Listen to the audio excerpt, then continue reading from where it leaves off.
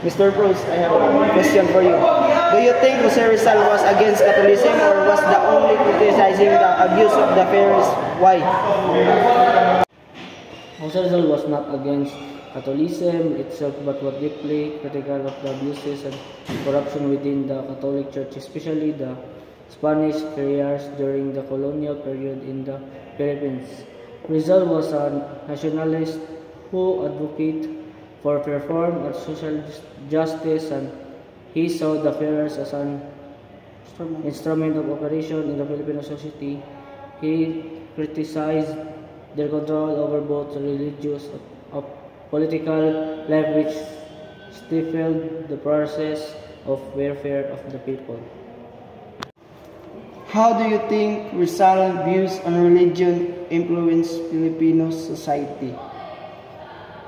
Awakening to social injustice, Rizal's writings, especially No Limitagare and El Filibusterismo, exposes how the friars were involved in political manipulation, land grabs, and the operation of the ordinary Filipinos. This will raise awareness among Filipinos about the misuse of religious for personal and colonial gain, sparking a desire for reform.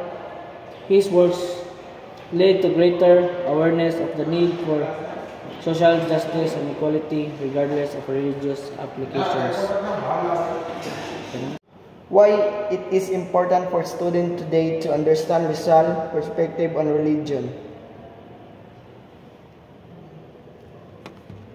It is important for students today to understand Rizal's perspective on religion for several reasons. Critical thinking of reflection. Rizal's views encourage students to think critically about the role of religion of society, not just a belief system but also in terms of its influence on politics, governments, and social justice. Understanding his perspective can inspire students to reflect on how religion can be used politically or negatively in society, and to religious power of operation of control.